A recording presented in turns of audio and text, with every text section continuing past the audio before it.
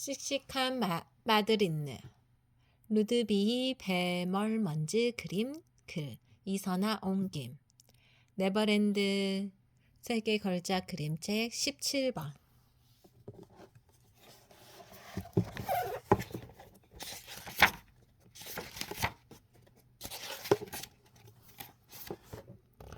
여기는 프랑스 파리입니다. 덩굴로 뒤덮인 오래된 기숙사에 12아이가 두 줄 나란히 살고 있었습니다. 밥 먹을 때도 두 줄 나란히, 이 닦을 때도 두 줄 나란히, 잠잘 때도 두 줄 나란히였습니다. 아이들은 착한 일을 하는 사람을 보면 방글방글 웃었고, 나쁜 짓을 하는 사람을 보면 얼굴을 찡그렸고,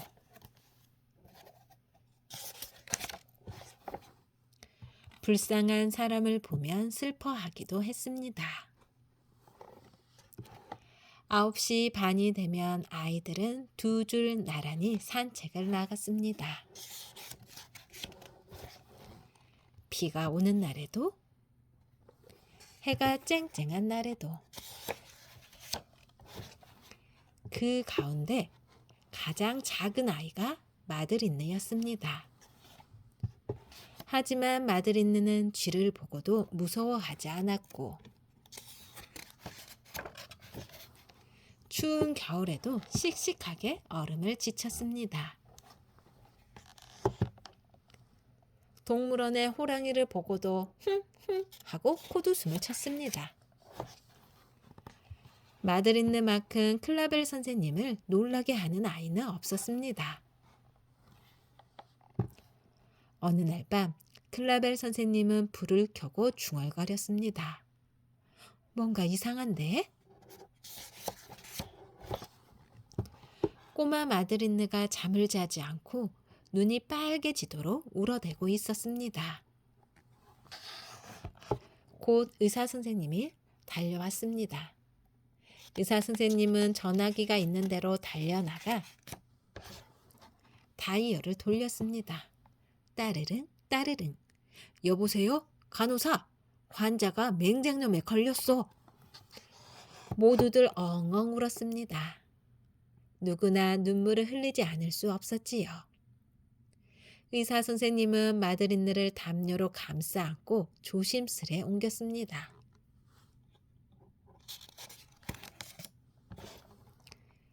구급차는 빨간 불을 밝히고 깜깜한 밤길을 달렸습니다. 2시간 뒤 마드린느는 눈을 떴습니다. 깨어보니 꽃이 있는 방에 누워 있었습니다.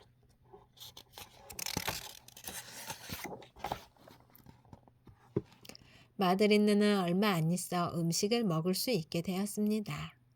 침대는 삐그덕 거렸고 천장에도 금이 가 있었습니다. 그 금은 어찌 보면 토끼 같아 보이기도 했습니다. 바깥에는 새와 나무와 하늘이 있었습니다. 그렇게 눈 깜짝할 사이에 열흘이 지났습니다.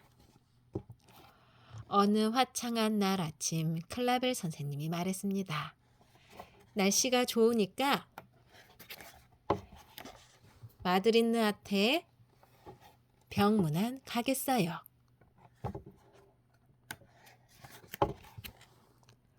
병실 문 옆에 면회 시간은 2시부터 4시까지라고 쓰인 표지판이 붙어 있었습니다. 아이들은 꽃을 들고 선생님은 꽃병을 안고 조심조심 살금살금 병실로 들어갔습니다. 우와, 굉장하다. 아이들은 일제히 떠들어댔습니다. 장난감에 사탕에 인형의 집까지 있었거든요. 하지만 아이들이 정말 놀란 것은 마드린느의 배에 있는 수술 자국이었습니다. 안녕, 또 올게. 모두 인사를 하고 밖으로 나왔습니다. 밖에 비가 내리고 있었습니다. 아이들은 기숙사로 돌아와 함께 밥을 먹고 이를 닦고 잠자리에 들었습니다. 한밤중에 클라벨 선생님은 불을 켜고 중얼거렸습니다. 아무래도 이상한데? 선생님은 큰일이 났을까 봐서 아이들 방으로 바삐 뛰어갔습니다. 걸음이 점점 더 빨라졌어요. 여러분, 무슨 일이에요? 어서 말해보세요. 아이들은 울음을 터뜨렸습니다. 우리도 맹장 수술 해주세요. 클라벨 선생님은 아이들을 달랬습니다. 잠잘 시간이에요, 꼬마 아가씨들.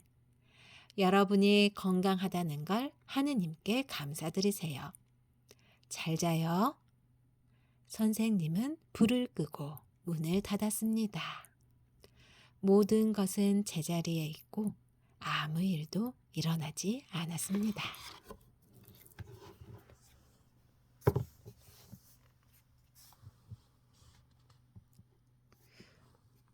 마드리드 시리즈가 몇 권까지 있는지 모르겠지만 저희 집에는 이렇게 2권도 있답니다. 1권은 칼퇴꽃 안어상 수상했고 2권은 칼퇴꽃상 수상했답니다. 시간 나시면 구입해서 보시거나 도서관에서 대여해서 한번 읽어보시면 유치원 아이들이 너무나도 좋아할 책입니다. 감사합니다.